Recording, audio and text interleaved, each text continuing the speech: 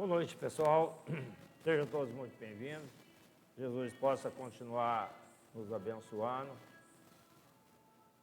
Vamos inicialmente passar os nossos avisos. Parece que nós estamos com um problema na rede de comunicação, mas o nosso amigo e irmão Fernando vai gravar o programa e aquelas pessoas que estão em casa vai receber a gravação pelo YouTube.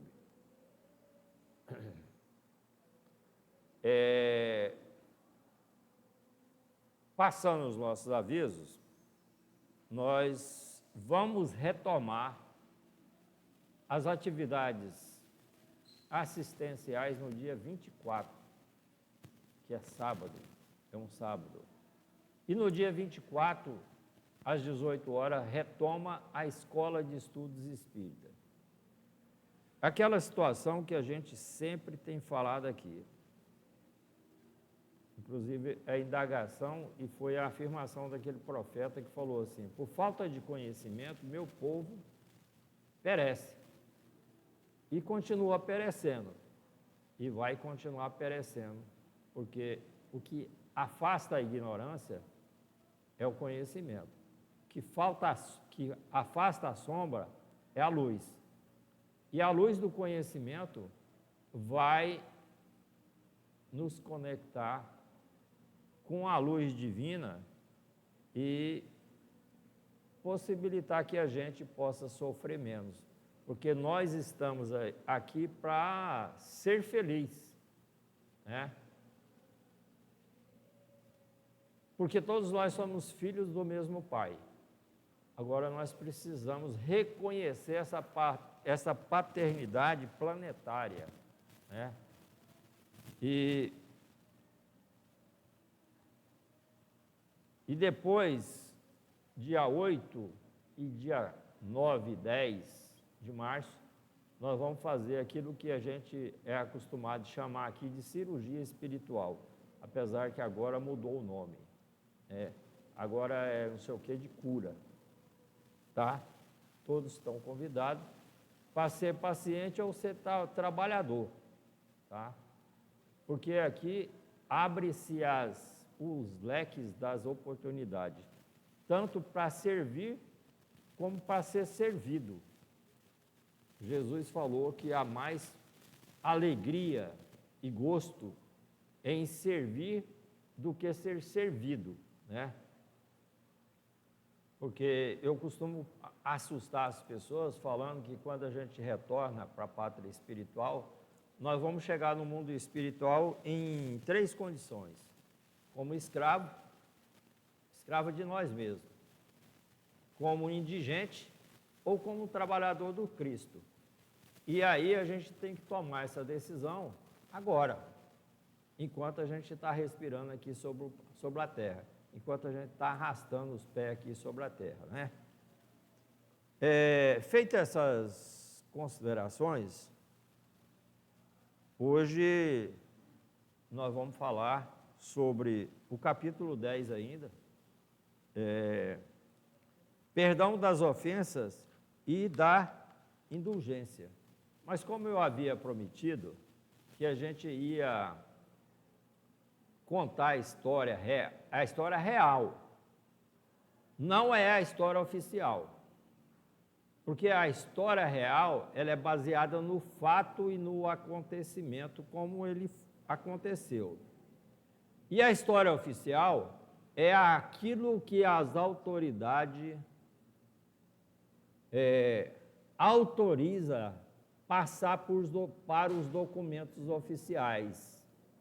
Assim passou para a Bíblia, passou por todos os documentos oficiais. E muitos desses documentos oficiais, eles não são de fato reais. É aquilo que a autoridade do momento achou conveniente que fosse colocado à disposição da prosperidade, da posteridade, né?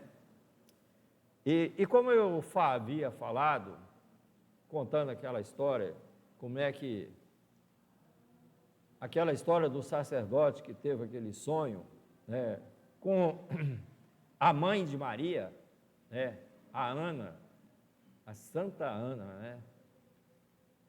E lá naquela época, eu cheguei a contar,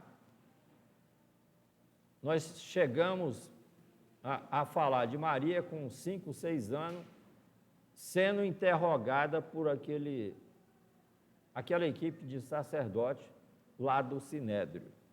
Naquela época, um pouco antes de Jesus chegar aqui no planeta, com toda uma programação,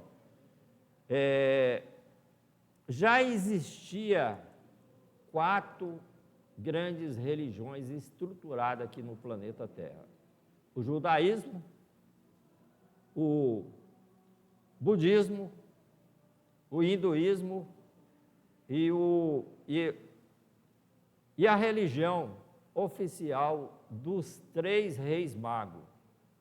Porque tem a historinha aí contada dos 3 reis magos, né? Que vieram da Pérsia para visitar o Messias, porque também, naquela ocasião, os madeístas, que era lá da Pérsia, que era um país mais evoluído do que tinha lá no Ocidente naquela oportunidade, eles também estavam esperando o Messias. Só que Jesus, eu não sei afirmar em que oportunidade, ele prometeu vir para resgatar o povo judeu. E por isso ele nasceu no seio de uma família judia, na linhagem do rei Davi e do rei Salomão. E seu avô, Joaquim, ele foi morto pelos camaradas de Herodes, exatamente por conta que ele falava demais. Ele sempre estava falando que ele era descendente de Davi, que ele tinha nascido na mesma casa que Davi tinha nascido. E por conta disso, eles passaram a consumir com ele, né? Feitas essas considerações, a gente começa aqui fazendo uma leitura. E eu vou fazer uma pequena leitura para vocês desse livro que eu recomendo para todos nós. Você não pode desencarnar antes de ler esse livro aqui, ó. É uma psicografia do Chico Xavier, pelo espírito de Emmanuel, chama A Caminho da Luz. Porque, afinal de contas, todos nós estamos aqui a caminho da luz. Nós estamos na sombra, e às vezes a sombra é muito densa, mas a nossa tendência é iluminar o nosso caminho. E aqui no primeiro capítulo, na Gênese Planetária, está escrito o seguinte: a comunidade dos espíritos puros. Nós temos essa chance de um dia também chegar a essa condição de espíritos puros. Veja bem o que fala aqui. Reza as tradições do mundo espiritual que na direção de todos os fenômenos do nosso sistema solar, existe uma comunidade de espíritos puros eleito pelo Senhor Supremo do Universo, em cujas mãos se conserva as rédeas diretoras da vida de todas as comunidades planetárias. Daí a gente entende que nós não somos os únicos, nós não somos as únicas comunidades planetárias aqui do sistema solar, né? Então, vamos prosseguir aquela historinha lá, quando Maria estava sendo interrogada para aquela equipe. Quem não assistiu o início dessa história, eu recomendo que vá lá no YouTube e veja a nossa aula de terça-feira passada, que eu vou dar sequência. Maria estava, a equipe de sacerdote do Sinédrio. O Sinédrio, naquela época, tinha uma estrutura muito parecida com a estrutura religiosa do Vaticano. Inclusive, eles eram 70 ou eram 71 membros. E tinha o sumo sacerdote. O sumo sacerdote do Sinédrio correspondia à autoridade do Papa hoje. Tá? E aí, para encerrar aquele interrogatório com aquela criança, aqui tem até uma menina, quantos anos que ela tem? 8. Aí, Maria era mais nova do que você quando ela estava sendo interrogada. E a última pergunta que o sacerdote fez para Maria foi a seguinte: Maria, o que você pode falar para nós a respeito do dízimo? Aí a Maria pensou um pouquinho e falou: o dízimo é o sangue do trabalhador para sustentar a preguiça do sacerdote. Doído, né? Será que atingiu o brilho daqueles homens? E será que essa resposta de Maria teria o efeito de ferir o brilho do sacerdote milionário que fica explorando a miséria do povo brasileiro mundo afora? Estou falando de todos os sacerdotes, né? Não é só de uma igreja ou de outra, né? Então aí, aquela menina era uma menina extraordinária. Aí eles ficaram preocupados, falou: essa menina precisa da gente, porque o sacerdote, Azedamoá, já tinha sentido a necessidade de assumir, como diz, a tutela daquela família. Aí ele foi lá e conversou com Joaquim e Maria, Joaquim e Ana, né? E aconselhou que eles, porque ela também já precisava estudar, né?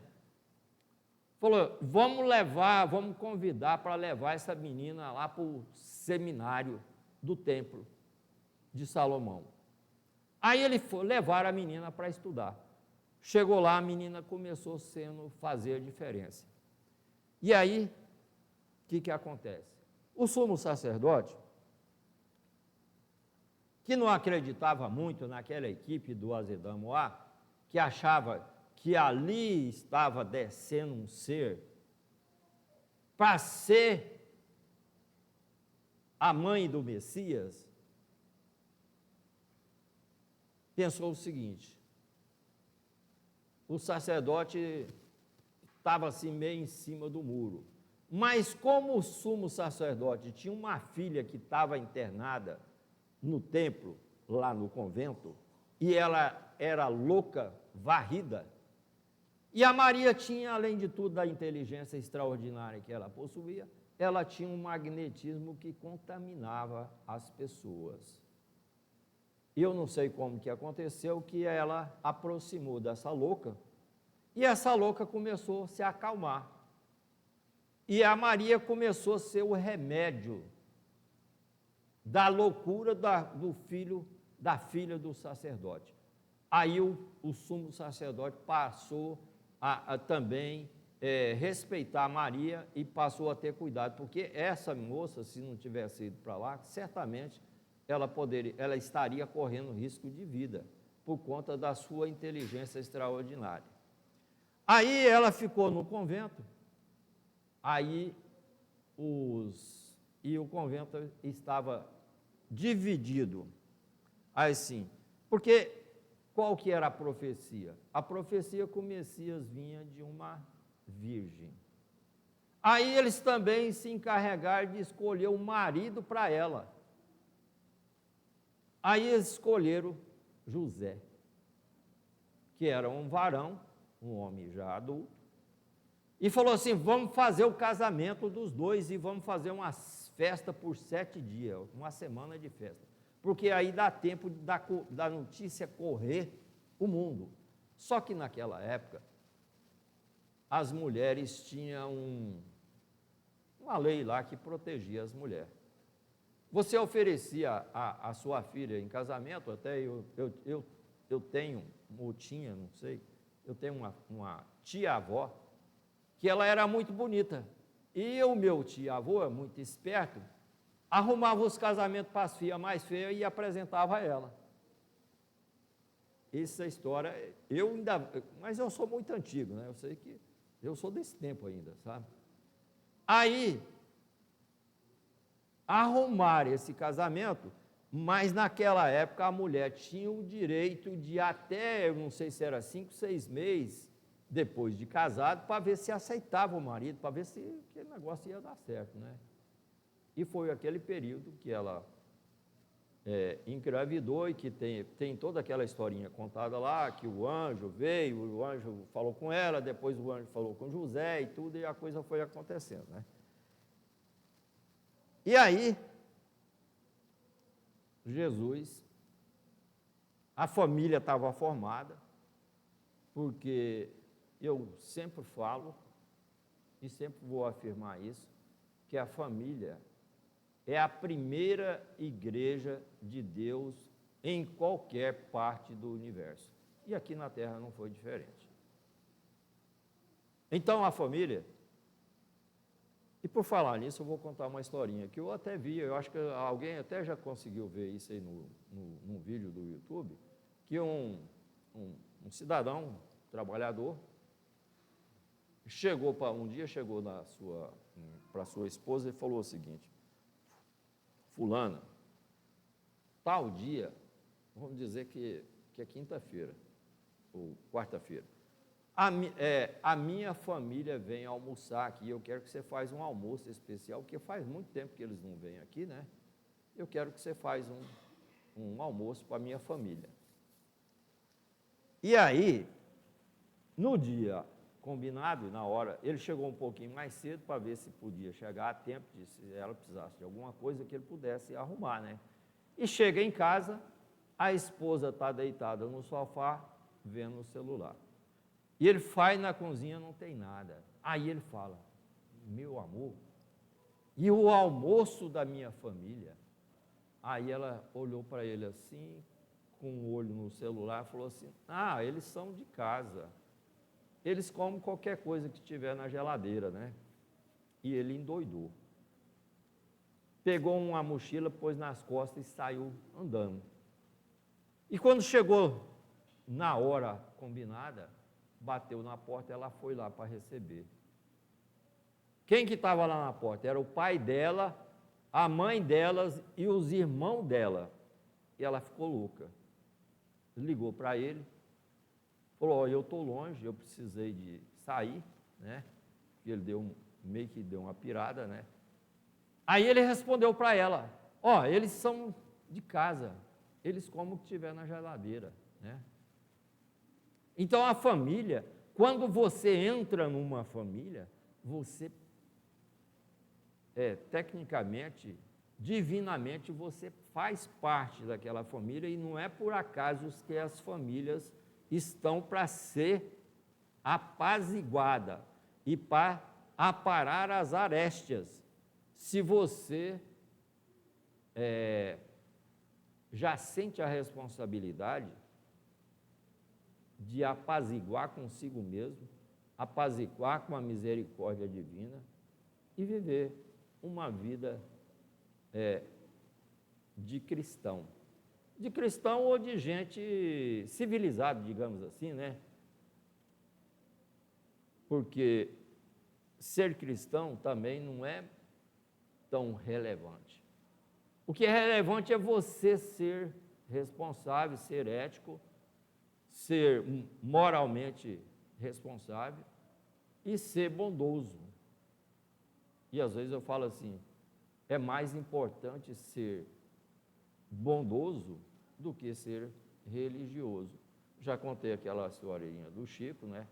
Que uma mulher muito conversadeira sempre ia lá no Chico e falava do Chico e falava do marido dela. E sempre ela repetia a mesma coisa. Falava: Chico, o meu marido é muito bom, mas ele tem um grande defeito. Ele não tem religião. Ele é um cara assim. Aí ele falou: minha filha, se seu marido é tudo o que você já falou para mim, deixa ele, tá bom demais, não preocupa com ele. Se ele é tudo isso que você já falou, ele não precisa ser religioso, ele precisa continuar sendo essa pessoa honrada, esse homem honrado, esse marido honrado, esse pai honrado, que é o seu marido, que é mais importante do que ser religioso. Porque às vezes a pessoa está rezando 24 horas, mas o coração está cheio de coisa ruim, né? De pensamentos ruins. né? Então, e aí, o pessoal lá na Pérsia, que naquela ocasião do nascimento de Jesus, lá tinham também uma religião muito mais forte e organizadamente mais forte do que o judaísmo, que funcionava lá na Torre do Silêncio. Inclusive, o Sinédrio, eu falei para vocês que tinha 71 membros, e a comunidade da Torre do Silêncio, aonde um dos reis magos, o Melquior, era o sumo sacerdote. Só que o sumo sacerdote Melquior, ele era astrônomo, astrólogo, vidente, ele tinha todas as mediunidades. E como eles também estavam esperando o Messias, achavam que o Messias ia chegar lá na Pérsia, a Pérsia é aquela região ali onde está hoje o Irã e o Iraque, aquela região ali, região muito, muito rica, né? Por conta daqueles rios que tem ali, né? E o Melquior, o dia que Jesus nasceu, ele viu o sinal no céu. E ele chegou para os seus subordinados e falou: ó, o Messias passou a perna em nós, ele nasceu lá na Galileia, lá na região de Jerusalém. Aí eles montaram, e coincidentemente, da família de Jesus, da família de Joaquim, né?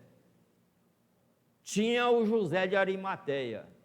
José de Arimateia, lá naquela região, no Ocidente e no Oriente, ele era um cara considerado assim como se fosse esses grandes homens aí da tecnologia hoje. Ele era um cara poderoso. Ele era mercador. Mas o avô de Jesus também era mercador. Tinha Nicodemos, que era o sobrinho de Jesus, também era mercador, né? E a equipe dos reis magos, Melquior, Baltazar e o outro lá, estava trazendo um carregamento de mercadoria para entregar na região de Jerusalém, na região da Judéia. E o rei da Pérsia tinha um sonho de conhecer o santuário de Apolo em Alexandria. E eles aproveitaram que eles queriam, os três reis sabia que Jesus tinha chegado na terra, né? O Messias tinha chegado na terra, e eles vieram junto e o rei veio junto, né? Uma caravana acho que de 1.500 pessoas, que vieram de carro de boi, de cavalo, de camelo, de carroça. Antigamente era assim, a gente não ia de avião, né? A gente não ia de carro, a gente não ia de trem, a gente andava no lombo dos animais, né? E precisava, para fazer uma viagem dessa, de contratar um exército de mercenários, né? Para fazer a segurança dos três reis magos e principalmente para fazer a segurança do rei da Pérsia, né? E eles chegam em Jerusalém, aonde tinha a maior parte dos compradores, né? Para entregar as mercadorias. E ele chega em Jerusalém e sempre o Melquior, lá com os seus instrumentos e com a sua mediunidade muito aflorada, chegou e falou para os dois colegas e para o rei, falou assim: ó, o Messias não nasceu aqui nesse lugar, não, ele nasceu mais para cá, numa região aqui, ele deve estar aqui numa distância aqui de menos de 100 quilômetros. Aí até que ele afirmou lá e a mediunidade e o conhecimento de astronomia dele indicou que Jesus tinha nascido em Nazaré. E vai aquela equipe para lá, para conhecer o Messias. E chega na casa do Joaquim, e do José, que eles moravam junto, né? Inclusive tem uma história aí que está, inclusive lá fala assim, que Jesus nasceu num berço pobre. E aí eu tenho a ousadia de dizer que não era tão pobre assim, porque o avô dele era mercador. Ele era sobrinho de José de Arimateia, que era milionário, ou bilionário, né? E tem mais umas histórias aí que depois a gente vai ver, que não é bem assim do jeito que está contado, porque a história oficial é aquela que as autoridades autorizam. Fala assim, você escreve o texto, leva lá para o chefe, ó, pode publicar? Pode. Não pode? Não, esse aqui não pode. Aí tira, né? Eu estou falando aqui o que é real, tá? Aí vem aquela caravana. Aquela caravana chega em Jerusalém, em Nazaré, no ano 4, antes da era cristã. E chega lá, Jesus tinha exatamente 2 anos. Né? E houve todo aquele cerimonial de conhecimento. E aí, como eu falei para vocês, que Maria era uma pessoa diferente, que mulher naquela época era, vocês sabem como é que era, eu não vou nem falar, para não, porque as mulheres hoje estão muito braba, né? Aí, Maria já quebra o protocolo ali, porque mulher não podia aparecer na reunião de sacerdote e rei, né? Maria entra puxando Jesus, segurado na mão de Jesus, e ela que apresenta Jesus lá para o rei, né? E para o sacerdote, né? Aí ele faz também, os reis fazem uma pergunta lá, o rei faz outras perguntas, e aí que tem aquela história. Aí que vem aquela outra historinha que... Aí depois eles vão visitar o rei Herodes. Herodes já muito decadente, alcoólatra, obeso, muito doente, e Herodes não ficou satisfeito com aquela história que ele perguntou qual a razão das excelências sair da Pérsia e vir em Jerusalém. Aí o rei da Pérsia, que conversava muito, falou de Jesus. Aí o Herodes quase que infartou ali, né? Mas ele foi infartar mais uns dias depois que ele encheu a cara de vinho, né? Qual que era o vinho que se tomava lá naquela época? Vinho fenício, né?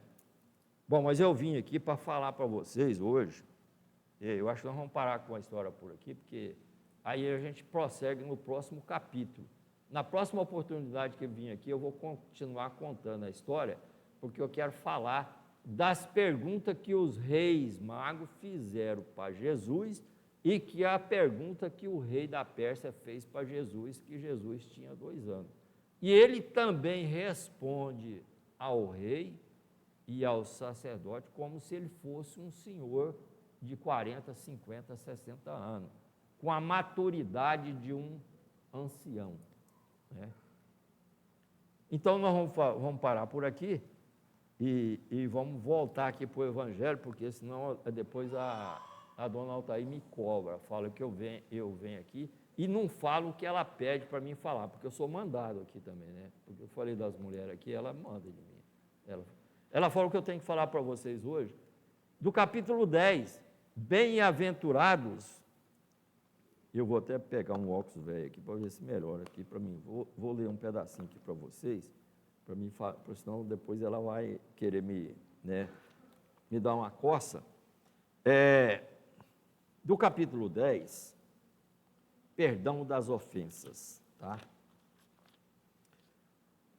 E eu quero pedir para vocês, chegar na casa de vocês, ler essa questão aqui, porque isso aqui, aonde está a senha para a gente retornar para a pátria espiritual em condições melhoradas, porque o nosso tempo agora é pouco, é curto.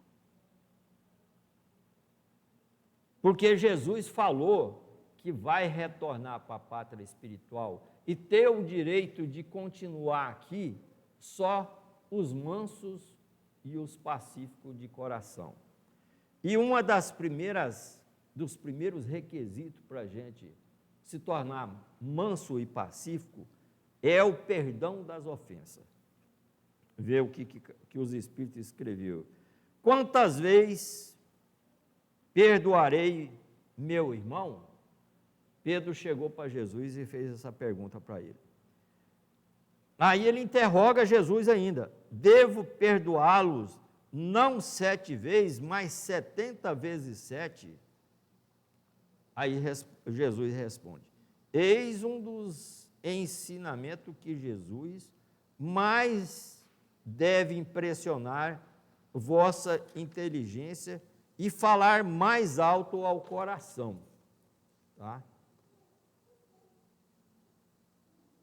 O Jesus, justo por excelência, respondeu a Pedro que o perdão é sem limite. Perdoar quantas vezes for necessário. Essa é uma das chaves para nós ir para o céu. Mas, aliado a isso, é o próximo. Mas, primeiro, nós temos que ter a humildade de nos perdoar a nós mesmos. Você tem que perdoar você porque você é muito bonito, porque você é muito feio, porque você é careca, porque você é cabeludo, porque você tem a perna torta. Você tem que perdoar você. Por que você não casou? Por que você é pobre? Por que você não é rico? Por que você não tem um avião? Você tem que perdoar você, porque nós estamos aqui cumprindo uma programação divina que a nossa vida foi planilhada lá ainda no mundo espiritual. A não ser aquelas primeiras almas que vêm compulsoriamente para a Terra e elas não têm consciência da sua missão aqui. Mas, com certeza, todos nós aqui, nós fazemos um anteprojeto antes da gente descer. A gente faz um compromisso, a gente vê a nossa dívida com a misericórdia divina e fala: aí eu preciso fazer isso para me compensar aqui. Aí você entrega aquele plano para o seu mentor. Aí seu mentor fala: não, meu filho, pode diminuir isso aqui, você não vai dar conta disso, pode diminuir, diminui. Ah, se você der conta de 10% do que você propôs aqui, já está bom. Você já vai fazer uma encarnação exitosa lá na Terra. Aí a gente vem. Só que aí tem um problema. A gente tem o livre-arbítrio. A gente faz o que a gente quer aqui na vida. Você faz um propósito lá de ser um sacerdote, de ser um professor, de ser um enfermeiro, de ser um voluntário. Chega aqui, você só quer ganhar dinheiro. É problema seu. Né? Você pode fazer isso. Mas aí, nós vamos fazer o melhor que a gente pode. Esse que é o importante. E a gente começa fazendo o melhor que a gente pode com o perdão das ofensas. Aqui, ó. Perdoar aos inimigos, mas antes tem aqui: Deus sabe o que está no íntimo do coração de cada um. Feliz, então, daquele que todas as noites pode adormecer e dizer: nada tenho contra o meu próximo. Simeão, Bordeaux, 1862. Perdoar os inimigos é rogar o perdão para si mesmo, antes para si, depois, porque se você não consegue te perdoar porque você é feio, porque você é pobre, porque você é preto, porque você é branco, você não consegue isso, então tem que começar por aí, tá? Então, perdoar o inimigo é rogar o perdão para si mesmo. Perdoar aos amigos é dar prova de amizade. Perdoar as ofensas é mostrar que se tornou melhor. Aí, certa ocasião, veio um daqueles caras lá do Oriente, aqui para o Brasil, isso não faz muito tempo. Aí um jornalista, ele foi dar uma entrevista, tinha um grupo de jornalistas, e perguntaram para ele: falou, fulano, eu não vou nem falar o nome do cara aqui. Fulano, qual que é a melhor religião do mundo? Aí todo mundo estava esperando que ele ia falar que a melhor religião do mundo era a religião dele, né? Ele falou assim, a melhor religião do mundo é aquela que consegue te transformar numa pessoa melhor. Hoje você ser uma pessoa melhor do que você era ontem, e amanhã você ser uma pessoa melhor do que você é hoje.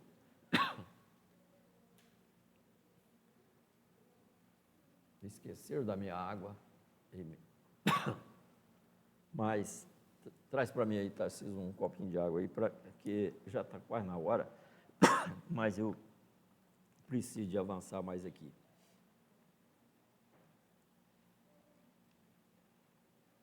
Mas essa não tem dor, não? É minha. Ah, essa é sua? Não, então faz o seguinte, eu ponho nesse copo aqui, aí vamos dividir o pão, né? Não, tá bom.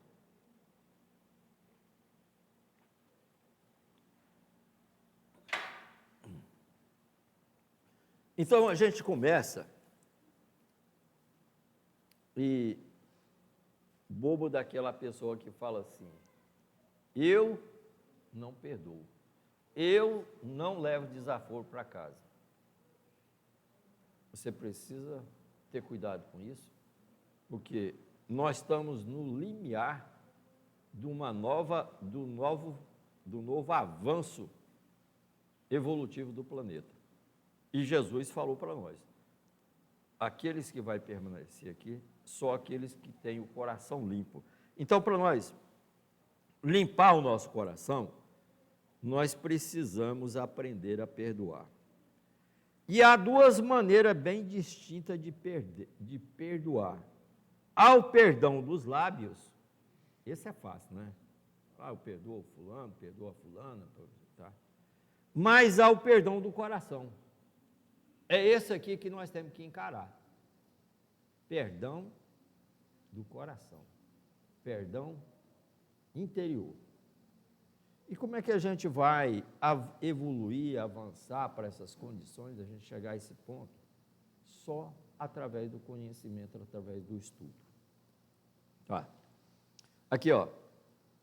O esquecimento completo e absoluto das ofensas é próprio das almas grandiosas. E o rancor? Aquele cara que tem um rancor, que tem o ódio, tem a raiva. Além de fazer mal para você, porque o rancor pode transformar num câncer incurável. O ódio pode transformar numa doença autoimune, num câncer incurável. O perdão absoluto é próprio das almas grandiosas. E todos nós recebemos o convite do Criador, do governador do planeta, que é nosso Mestre Jesus, da nossa Mãe Santíssima, que é a nossa secretária-geral, que nós estamos aqui para nos transformarmos em almas generosas, né? Porque o nosso destino, de todos nós aqui, eu sempre falo de um cara aí que eu nunca vi, não conheço, não sei nem onde que ele mora, nem onde que ele está preso. Eu falo assim, até o Fernandinho Beiramar, um dia poderá ser anjo, porque a destinação de todos nós é nós nos transformarmos em anjos e servidores do Cristo. Porque quando eu falei aqui para vocês no início, que a gente retorna para a pátria espiritual em 3 condições, como escravo, né? Eu tenho um amigo que ele é pau d'água, cara inteligente, escreve livro e tal, mas ele é daqueles que amanhece o dia no ponto de ônibus, acorda de bêbado, bebe, não sabe onde é a casa dele. Eu falo assim, fulano, eu vou falar o nome dele, Gonçalo, o dia que você acordar e você tiver algemado, Gonçalo, você pode saber que você já está do lado de lá, você já foi, você já morreu, você já desencarnou. Aí ele corre lá para a igreja, que ele é muito católico. A hora que você acordar um dia, Se você estiver algemado, você pode saber que você já desencarnou, você já morreu. Porque seus adversários, os caras que querem ver você beber, querem que você beba até morrer, eles vão, a hora que você chegar lá, eles vão te algemar. Ou então você chega lá como indigente. E fica dando trabalho para os outros. Você quer dar trabalho para os outros? Quem que quer dar trabalho para o outro? Ninguém. Ou então a gente chega lá como servidor do Cristo. Igual o Inácio Ferreira, que era psiquiatra, médico psiquiatra em Uberaba, né? E presidente da Casa Espírita lá em Uberaba. Ele ficou durante 50 anos presidente da Casa Espírita e 50 anos presidente da Casa de Doido de lá, né? E aí, ele desencarna. E ele teve muitas brigas com o bispo de Uberaba. Isso é, quem mora lá e conhece esses negócios, conhece muito bem isso aí. E o bispo excomungou ele várias vezes, né? E quando o bispo morreu uns 10 anos antes do que ele ficou alegre. Quando ele ficou sabendo da notícia que o bispo tinha morrido, ele ficou alegre. Aí o mentor dele chegou nele e falou: Inácio, ele foi o maior professor que você teve aqui na Terra, foi o bispo, né?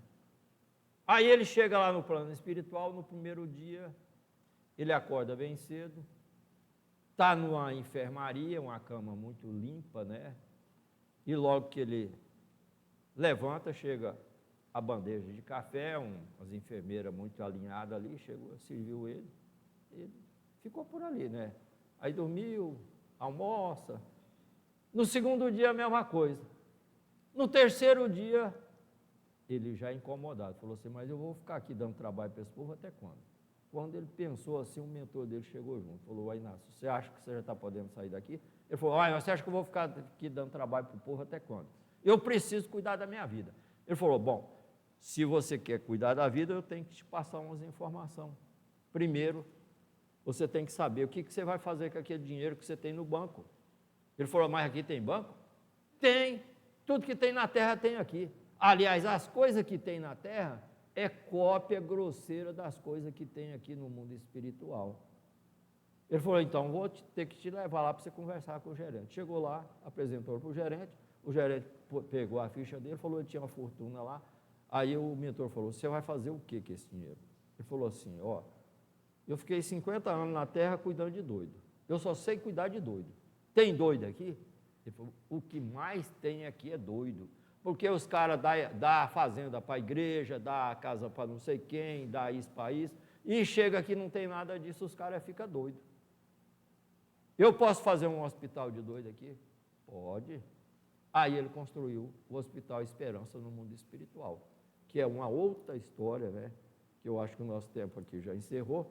E eu queria perguntar para vocês, se vocês tiverem alguma dúvida, pode me perguntar. Se vocês gostou ou não gostou da história da Sagrada Família, né?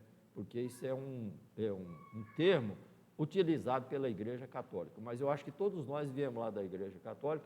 Eu sou muito grata pela Igreja Católica, né? Porque a Igreja é também uma grande família. Primeiro a nossa família consanguínea, depois a Igreja, né? Tudo bem, gente? Se alguém quiser fazer pergunta, a gente pode ainda, se tiver tempo, eu posso responder. Se não, eu vou convidar vocês para nós fazer a nossa prece, que eu até esqueci de fazer. Eu acho que eu fiquei empolgado aqui com essas histórias. Eu não fiz nem a prece de abertura, porque na Casa Espírita, tudo começa com a oração inicial e encerra com a oração final. Então, eu quero convidar todos vocês, nesse instante, para respirar profundamente, agradecendo a misericórdia divina, pelo dom da vida, agradecer pela nossa família ascendente, na pessoa dos nossos pais, dos nossos antepassados que já retornaram à pátria espiritual. Agradecer ao Criador também pela nossa família descendente, que tu, Pai, colocaste e nós aceitamos de bom grado a responsabilidade de cuidar da nossa família descendente. Agradecer por essa casa que nos acolhe hoje e sempre, com tanto amor e tanto carinho. Agradecer pelo ar que respiramos, agradecer pelos nossos amigos, agradecer pelos nossos adversários, agradecer pelas dificuldades. Enfim, Senhor Jesus, abençoe todos os lares aqui representados. Sê conosco, Jesus, hoje e por todo sempre. Graças a Deus e que Deus seja sempre louvado. Que assim seja.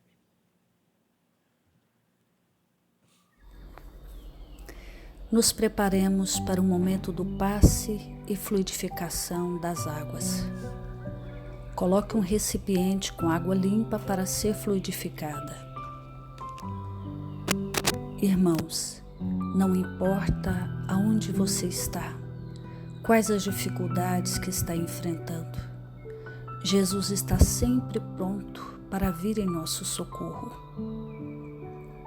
Coloque-se de maneira confortável, que lhe facilite a concentração e a receptividade. Respire lenta e tranquilamente. Inspire, expire.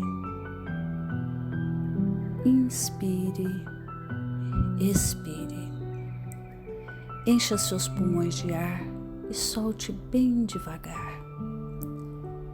Deixe que energias de tranquilidade e paz penetrem seus pulmões, circulem por todo o corpo.